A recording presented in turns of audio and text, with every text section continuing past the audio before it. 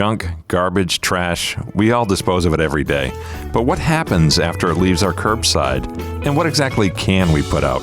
Those are exactly the kinds of questions new residents in Lee County deal with when they move into a new neighborhood.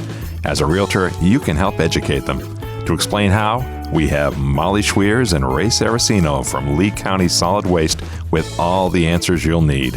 And you can listen to them right now. You're listening to The Royal Palmcast, the show about all things real estate. From the production studios of the Royal Palm Coast Realtor Association in Fort Myers, Florida, here's your host, Jim Sanville. Welcome, welcome, welcome to the Royal Palmcast. I am indeed your host, Jim Sanville, here with Jerry Johnson and a couple of very cool, special, awesome guests. I'm so excited to have them, Jerry. Can you tell? I can tell. I am very, very excited. I mean, and indeed I am. I've got questions. They've got answers. We're going to be talking trash in just a minute. We've got just the right people for that. Jerry, first, let me check in with you. Everything okay in your world? Yeah, I would love the idea of talking about trash and talking trash, but it's of the different variety, so I like this variety as well. Really? Yeah. What kind of varieties of trash do you... Oh, we're just going to talk about the regular variety that we... regular trash. The regular trash is what we're doing today. Yeah, Solid waste. You know what the difference is, by the way, between stuff and junk? I was telling Jerry this earlier. He was telling me. Stuff and junk, the difference. Stuff is junk you keep, and junk is stuff you throw away. There you go. That's accurate. Credo. Accurate. I don't know. Words to live by. Anyway, let me tell you who we have here for a guest in the beautiful Fort Myers studio of Royal Palm Coast Realtor Association. And we have Molly Schweers. Welcome, Molly. Thank you. We have Ray Sarracino. Good morning, or good afternoon, sorry. Good day, Good as day, Paul sir. Harvey would say. Now, both of these folks are from Lee County Solid Waste. They are communications experts in that field. They love to talk trash. They've come to the right place because I have questions. I know Jerry has questions. Always. We want to learn all about it. So let's get right into it. I understand, Molly, you tell me if I'm wrong, I understand that there is an unlimited amount of trash that Lee County residents can put out for collection. Is that true? That is true. We have Cadillac service here in Lee County, and they call it unlimited set out. As long as you containerize stuff, you can pretty much sit anything at the curb. Yeah, I want to get into the nuts and bolts of trash and recycling collection. And our last show, you folks were kind enough to be with us in last week's show. We talked about some of the bigger picture stuff about trash to energy and all the good things that are happening in Lee County. But I want to get right into the bowels of trash stuff. Let's go. Let's do it. Jerry, I know you have questions. Do you have any burning questions right now you want to get out there? The main issue I wanted to ask is just the basics. How do you prep your recycling items? What do you do before you put your soda cans, your plastic bottles, your milk jugs, all that kind of stuff? That is so important. We tell everybody all your recycling should be empty, clean, and dry. And I don't mean clean enough that you're going to drink from it again. I just mean clean enough that it's not going to get food residue on anything else in the cart. So empty, clean, and dry. Your recycling cart should not smell. All right. Well, let's say I have a soda bottle or a beer can with a reclosable lid. I should rinse that out before I put the lid back on and throw it in my recycling? You should at least empty it out.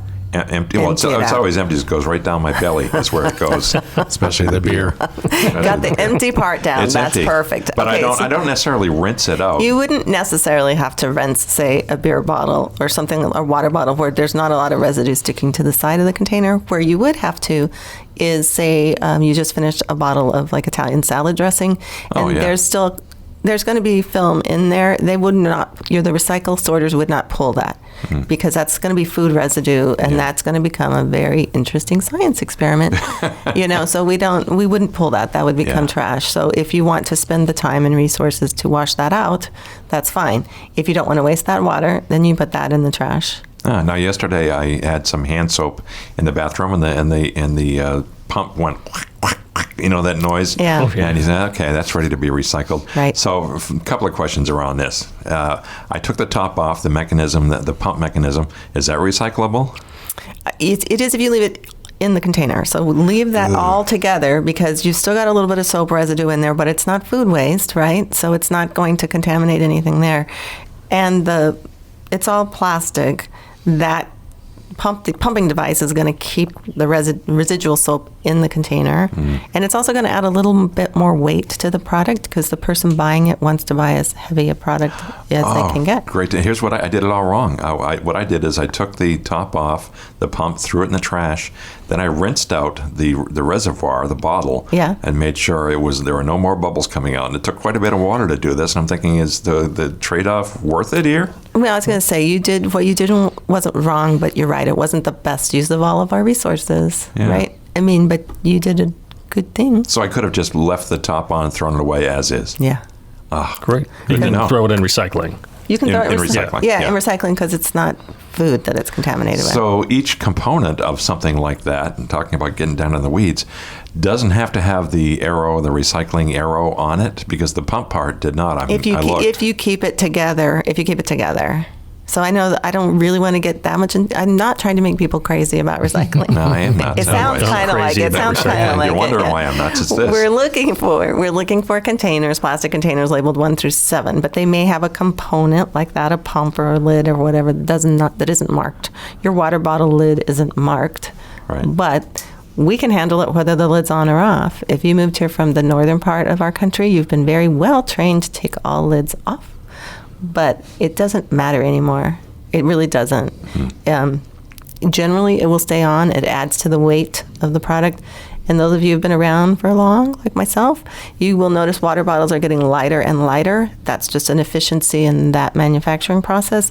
But then it means that a person who's buying recycled water bottles to make them into fleece or what have you, they need more bottles in order to make, to get the same bang for their buck. So it's a mass and volume issue. Exactly. So that's why they want the lid now. So I would say lids on or off, we don't care. It really doesn't matter. What about milk jugs? Because that has, obviously, it's a film that will smell after a plastic milk jug needs to be rinsed out, and you can put the lid on or off. We don't care. But a carton, and that would, a carton that has, they call it like a steeple top or gable top, they call it, that we don't recycle those in Lee County. So that's a difference between milk jug and milk carton in my world. I know we all use different words. Yeah, when you mentioned it being dry, how dry does it need to be? Because you rinse it, and there's still going to be some moisture in there. Yeah, don't worry about that. You don't need to take a blow dryer to the thing. No. So you're just talking about like volume, like if it's you didn't finish your soda bottle and there's a third of a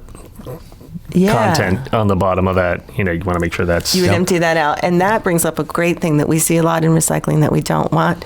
You just went and got an iced beverage at your favorite local coffee vendor, and it's got all the ice in it and some cream residual, and it's got the straw and the lid, and you put the whole thing in recycling, and that should have all been emptied out, and we just want the cup. That's the container. We need plastic containers. Not the lid? Not the straw? No. Not the straw. Not the straw? No. Oh. Ooh. No. Anything smaller than a hockey puck is going to fall through the sorting equipment just into the trash. Ooh. So that involves small medicine bottles, anything like that. So we have a lot of people out there. Like I mentioned, we are the #1 recycling county in the state, and we have a 92% participation rate in a voluntary program. So we know people love to recycle. They love to recycle. What they love to do is say, I love recycling. I want to recycle everything. We don't want you to recycle everything. Wow. We recycle 5 materials in Lee County.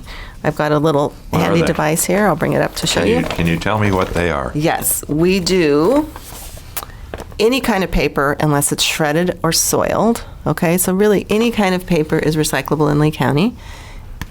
Metal cans, either type, either aluminum can or a steel can like your soup comes in or vegetables. We do cardboard boxes, any kind of box unless it held a liquid. And then we do plastic containers, as we mentioned, labeled 1 through 7. And our 5th commodity is glass bottles and jars. Let the record show, by the way, sorry to interrupt, that Molly's holding up a reusable bag about the size of a grocery bag, but it has all of these guidelines printed on it. Yep, it's printed on it. It's in English on one side, it's in Spanish on the other, and they are available to anyone. Anyone? Yeah, anyone. Great thing for realtors to Joe use. Sixpack can go in and get one. I could go get one. Yes, you can. Yeah. Wow. Hey, thanks for calling me Joe Sixpack, by the way. Appreciate that. Formerly 12-pack. But How do they get them? They just call visit the website or... Yeah, they can do that. If they go by our household chemical waste drop-off facility at 6441 Topaz Court, they're available there. It's in Fort Myers. It's off of Metro Drive, north of Crystal by about a quarter mile. Near Chico's, right? Near Chico's, absolutely. Field. And that's included in your annual assessment. And this would be if you're moving into a new home and the previous owner left you like half full paint cans. Please don't put that in your garbage. Bring it to us, and we will get it processed responsibly and safely. And if you bring us stuff that's still good, we'll put it in our reuse center. That's another way we look to reduce the waste stream. The reuse center is on the same campus there at 6441 Topaz Court. If it's still good, you just walk over there and you can take whatever is available that day. The inventory is obviously changing every day, every hour. But we have diverted from final disposal 51 tons of chemicals since December of 18. A great place to drop off your hazardous stuff like used gasoline, oil, all that kind of thing? Or? Yeah, and we get a lot. It's cyclical, so we're going to come to the end of hurricane season. You can use the gasoline that you stored up for hurricane season if you didn't need it for a generator. And we encourage you to do so, put it in your lawnmower. But there's going to be a whole lot of people that forget that. And so next June. Well, you don't want it to be old and maybe... They'll come give us their old gasoline, which is fine. You can drop it off at no charge, and it gets filtered and put back out. I mean, we contract that out. But we do encourage people, hey, it's the end of hurricane season come December 1st, right? Yeah. In about another month. Right. So use that gasoline that you stored for your generator. As long as you don't store it too long, because with the ethanol mixes, the gas will dephase over time, and it's very bad for boats. Right. Well, so but most people here, usually you get your new gas in June. Yeah, if it's not too. Yeah. Huh. I know that I had a snowblower where I used to live, and I couldn't save it from one season to the next, or it was not recommended. No. There's a stabilizer. Right. Yeah. Another thing coming up right around the corner is Thanksgiving, and a lot of people here like to deep fry their turkeys. You can bring us that used oil straight over to Topaz Court, no charge to you, and we will make sure it's I've heard those are really, really tasty, but it scares me, to be honest with you, from a safety perspective. I've seen too many YouTube videos. Yeah, just don't knock it over. Yeah. Whoa. Well, Molly, that also includes any sort of things that you might change in your vehicle, as far as motor oil, coolant, those type of things. We'll take any of those, Okay. Those are just about can you think of something that you would not take? We don't take medications. Those need to go to the sheriff's office. Do people sneak those into the trash, and how much of a problem is that? Well, if they put it in their trash, it's not a problem, but they bring them to us for disposal, and we don't necessarily need those. Yeah. It's better, especially, that's not our business. That's not our business. Hey, before I forget, Molly, you said something that really made me rethink the way I handle recyclables. That is nothing smaller than a hockey puck. Right. I am forever putting small medicine bottles and aspirin bottles, things like that in the recycling. Don't do it, huh? Yeah, it's not helpful. Everybody wants to recycle everything. Yeah, sure, right. It really needs to be at least bigger than a hockey puck. 1 to 7 are the numbers for plastic. Are there numbers higher than 7? I've never seen anything other than those. And those, I would like to touch on that. Please. Those numbers tell us what type of plastic it is, because I've had many people say that they thought that number 1 meant it's the first time it's been used. Number 2 means it's the second time it's been used. No, it tells us what type of plastic it is, so we know who to sell it to. And a misconception: there's 2 types of plastics we don't take. We don't take styrofoam, which is a number 6, but you can also get a number 6 that isn't foam. Like a lot of the trays from Publix, you get deli trays or entertaining trays. Those are number 6s. We will take them. And then the other type we don't take is any kind of film, which would be bags. And those are usually marked a 4 or a 2. People say, but it has a recycling arrow on it. It does, but it's the wrong... texture is not the right word, but it's the wrong physical quality. It's going to just wrap around all of our recycling equipment. It's like the plastic grocery bags, that kind of things? Okay. Publix will take all garbage, not recycle. Well, except you can reuse them, obviously. Yeah, we do. And Publix takes them back, and they'll even take back your dry cleaner bags, The overwrap, like if you buy a case of water or something, there it comes with a plastic overwrap, a bunch of toilet paper. You might have bought some of that recently. All those overwraps can go right back to Publix. And they don't simply put it in the trash, do they? What do they do with it? They turn it into plastic lumber. See, they work with vendors who have different types of sorting equipment. Remember I said recycling? Yeah. Recycling is a factor of your type of equipment you have available to sort the stuff and the markets you've established. And they have established a market, and they have equipment, or they sell it to somebody who's got equipment to melt it all down, and they make plastic lumber, which is a really nice building product in our climate. You know, if you've been to Lakes Park or any of them, they use that. It's great. Where I'm from, composite decking. Right. yeah, exactly. And it's beautiful for our climate. You know, if you did that out in the deserts of southern New Mexico, it would sun rot pretty quickly. But here in the subtropics, it's fantastic. Wow, that's good to know. Yeah. I didn't know this. I'm learning so much here today. I could talk trash all day. We could listen. We could listen. Well done. Whenever I talk trash, I hearken back to the old days up north where we used to have a dump. That's where I learned how to drive on the dump road. Right. The place smelled badly. I'm here to tell you. It was full of seagulls, rats. Right. And we used to, in the summertime, go up to northern Maine in Jackman, where we would see bears. And it would me, my cousin and I used to go out there at dusk and watch the bears picking through the dump. Oh, yeah. And then looking, the rats are, oh my Lord, it was bad. It was bad. It's good stuff. I do encourage people. We have, some of our population's older. We have a variety of ages here. But if you're older or you're younger, talk to a different generation about how waste was managed when they were growing up. It'll be different than it is now. Is there any place in the U.S. that still does it the old school way? No, that was outlawed. It's like in the early 90s. Yeah, everything went to what's called a sanitary landfill, and those are all lined and plumbed. Anything that's going to leak out of it, it's called a leachate. Anything that leaches out of it is directed, into a leachate pond and handled. I remember across the street from the old dump was a auto salvage yard where there'd be any number of old vehicles leaking who knows what, which is now a housing development. A friend of mine lives there. How's your garden doing, Dave? I know. I grew up in Santa Fe, New Mexico, which is a very high-end community, and our old dump, by the time in the 70s when I was a teenager, it was a motocross track because it had sort of settled to kind of cool hills and valleys, and now it's high-end housing. And the same thing, like, how's that working out for you guys? But, I mean, that stuff does decompose. Oh, dear. On that note, let us take a little break here. I hear some music in my ears. That tells me it is time for a break. We're talking with Molly Schweers and Mr. Ray Sarracino about trash. We'll be right back after this.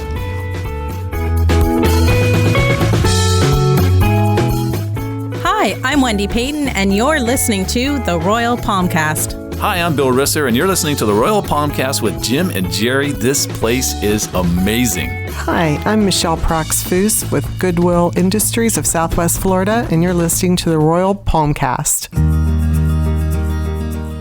These can be challenging times for showing a home. But one thing's for sure, home buyers want to continue to shop for their dream home online while avoiding unnecessary personal contact. Now it's easier than ever to safely market your listings while adhering to current social distancing guidelines. As a realtor, you have access to a host of web-based virtual showing tools, including video tours and virtual open houses. To tie it all together, be sure to take full advantage of our virtual showing portal, myOpenHouseSearch.com, a service of Florida Gulf Coast MLS and RPCRA. This website includes a multi-dimensional search feature where buyers and realtors can look for open houses by date, price range, location, and other criteria. With its clean, intuitive interface, this portal allows home buyers and realtors to easily find and schedule virtual open houses and showings throughout Southwest Florida. It's as simple as search, find, and book. Try it today at myOpenHouseSearch.com. To further facilitate the virtual showing experience, RPCRA members also have access to the Showing Time scheduling app through dashboardmls.com. And don't forget about social media. Facebook Live and other platforms offer huge potential for you to stand out with your virtual showings.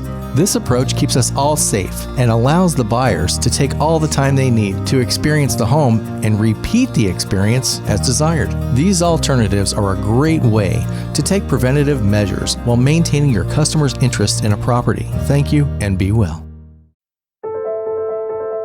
Education, you need it, we've got it. I'm Angela Foster, Director of Education at Royal Palm Coast Realtor Association. If you're a realtor in Southwest Florida, the Royal Palm Coast Realtor Association has the classes, courses, workshops, and webinars you need to stay at the top of your game and keep your license current. Looking to build your continuing education hours? We offer core law and code of ethics classes to fulfill your CE requirement, along with many other courses to fulfill your requirements for specialty credits. Want to learn the ins and outs of the specific market you serve? Our A series provides an in-depth look at Cape Coral and Fort Myers with all the right experts to fill you in. Our contract series is a 5-session course on listing agreements, FAR bar contracts, timelines, and more. It doesn't end there. Classes like how to stay out of real estate jail, negotiating skills, listing tips, conflict resolution, and many more keep realtors in Lee County up to speed with the latest information. Many of our classes are free to members and some are open to non-members. If you're a real estate professional who's interested in working in the Southwest Florida market, we've got you covered. For more information, visit our website at rpcra.org or email education@rpcra.org.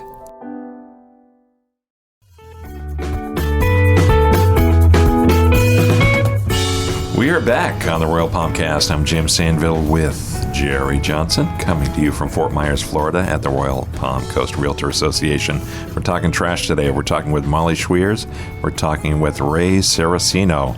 These folks know trash, and we're going to take advantage of that because we have questions. We have way more questions than we can possibly fit into one show here. And we actually did another show with them last week, so check that out if you have not already.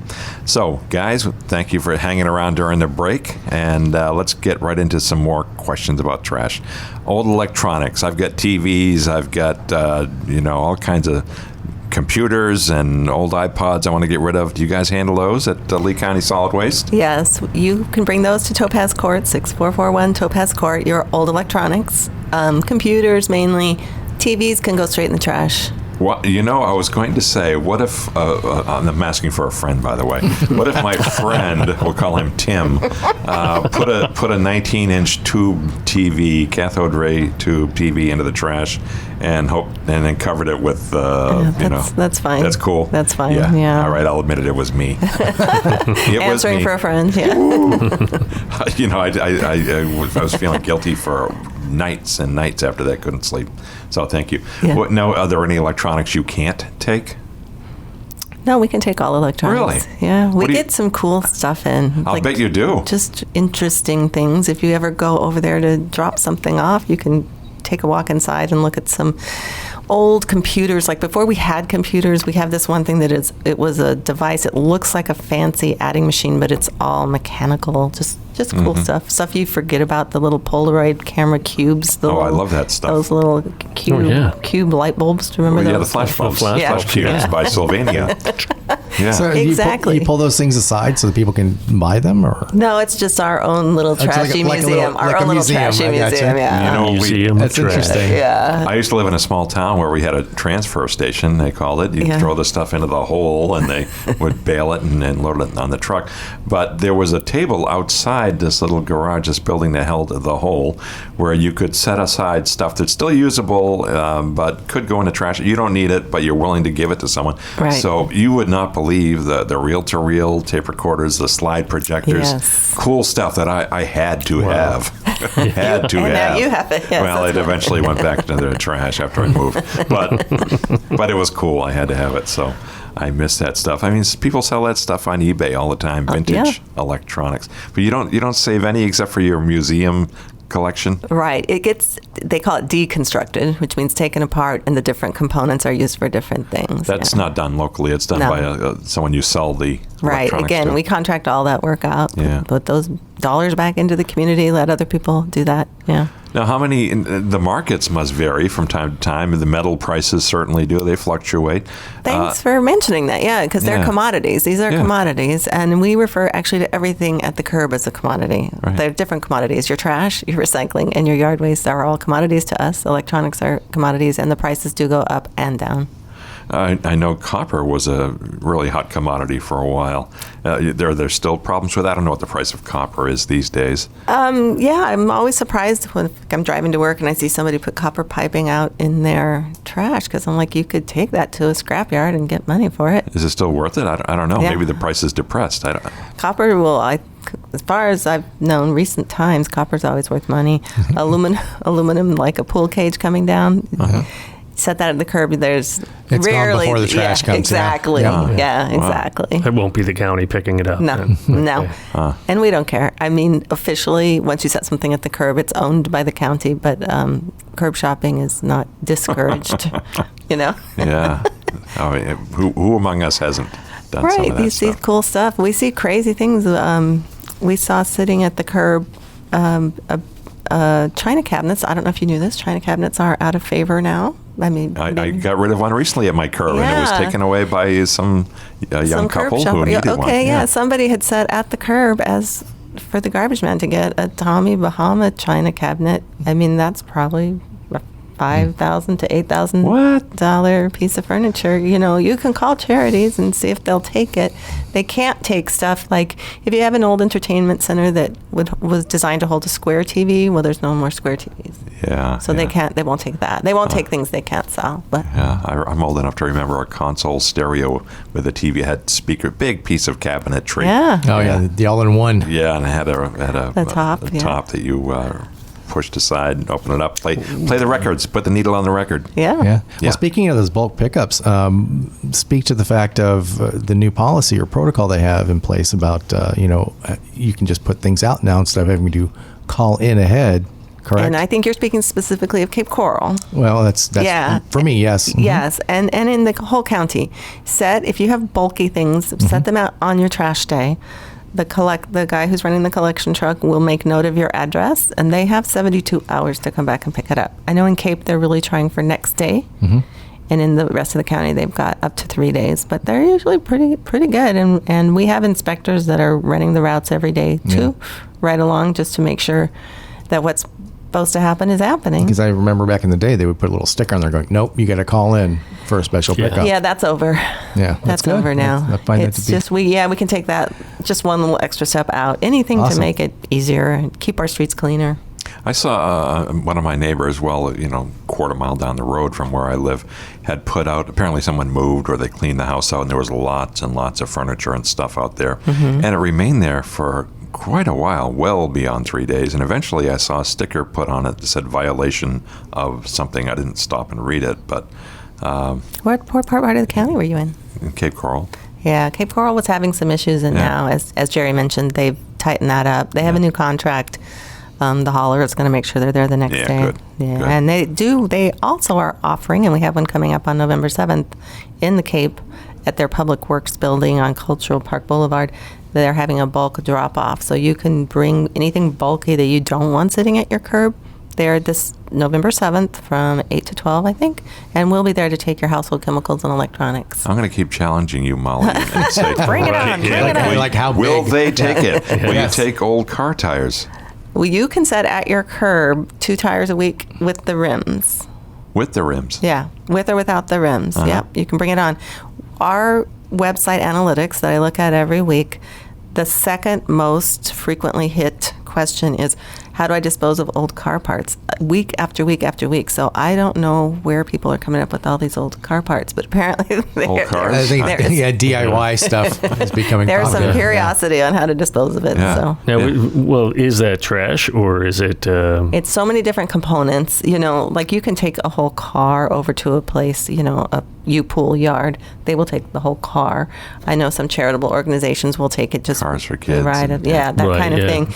If you're replacing a headlight in your car, you can just throw that in the trash. Yeah. That kind of thing. It just a car is made of so many different components. Huh. One thing we don't do, which is important for people to understand, particularly in your recycling, we don't take things apart. We're going to sell it as it is.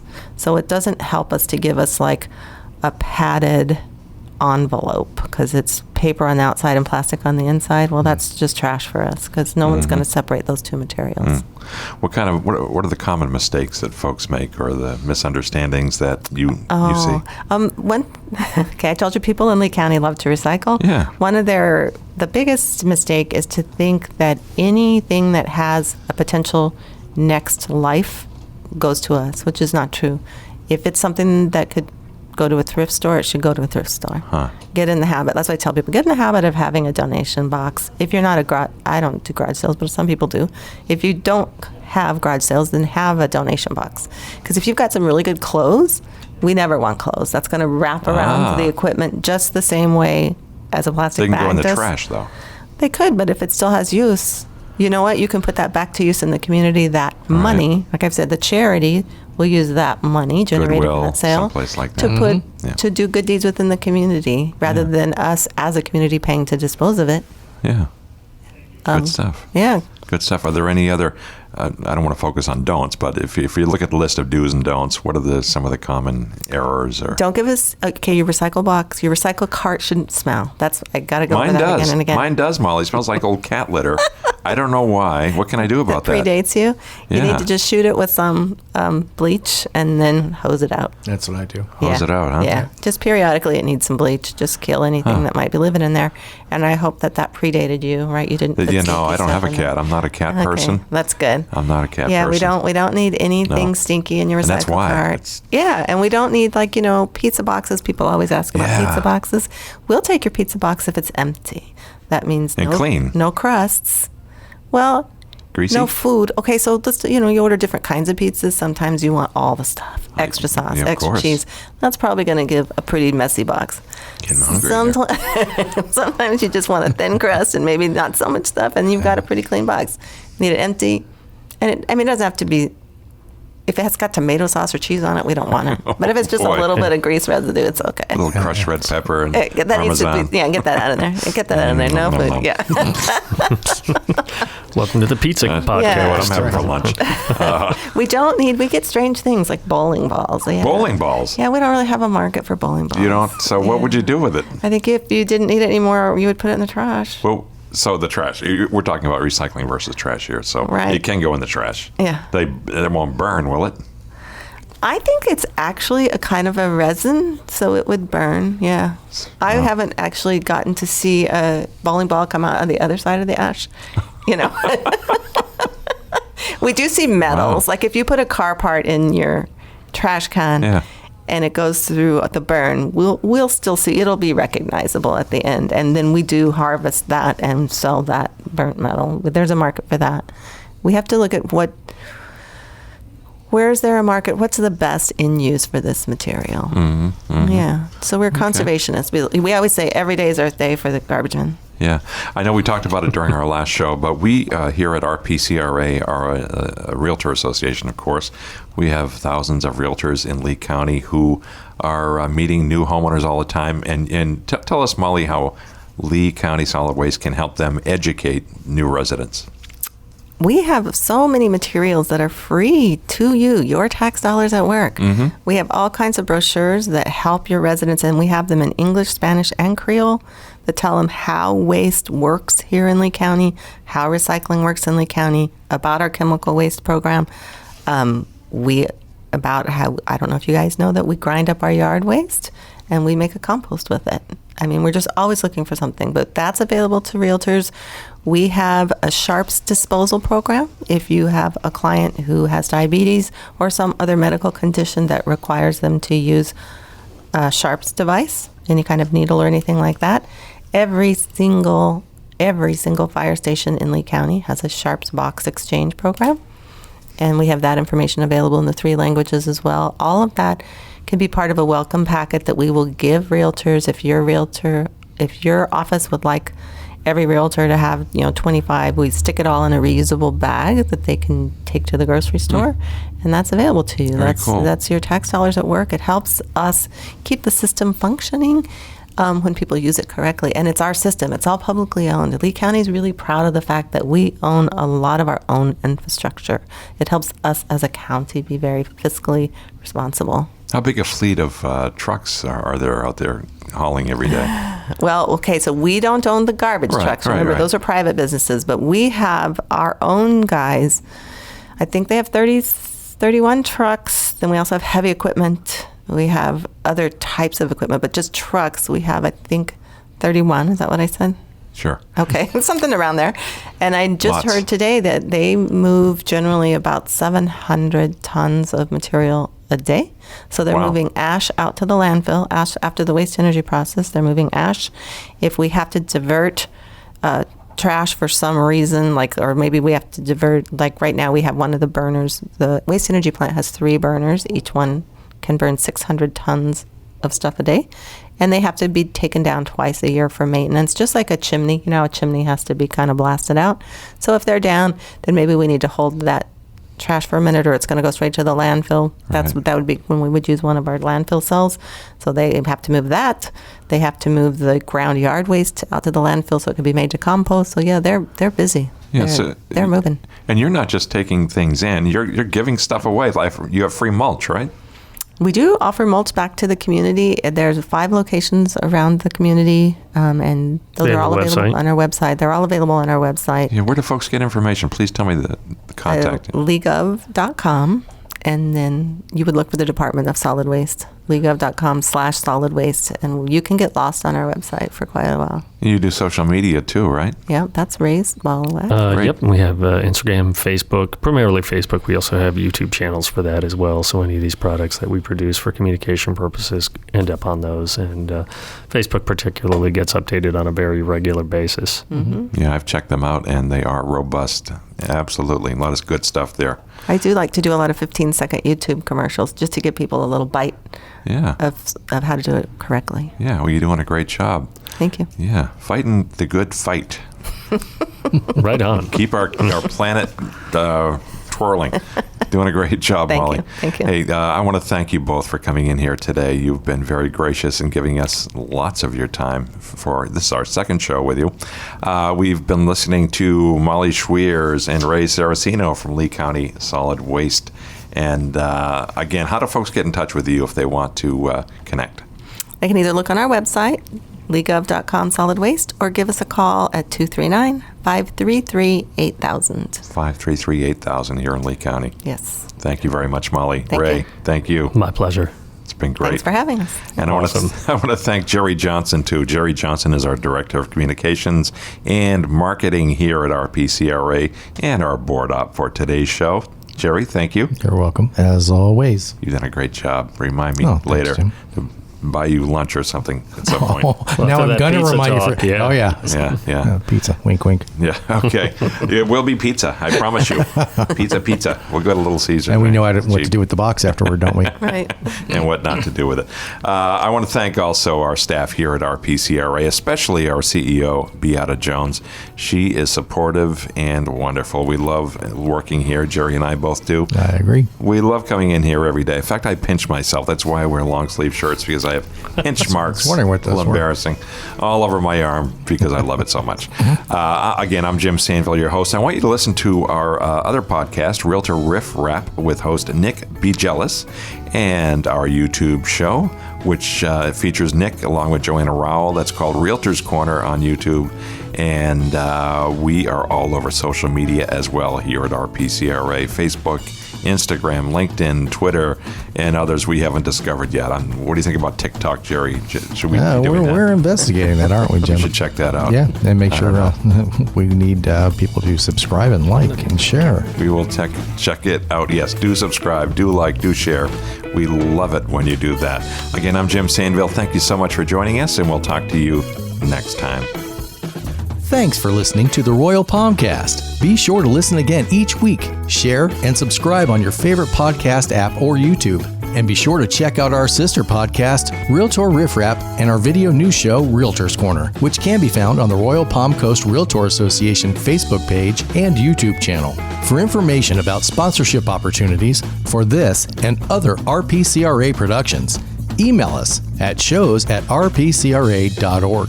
This has been a production of the Royal Palm Coast Realtor Association.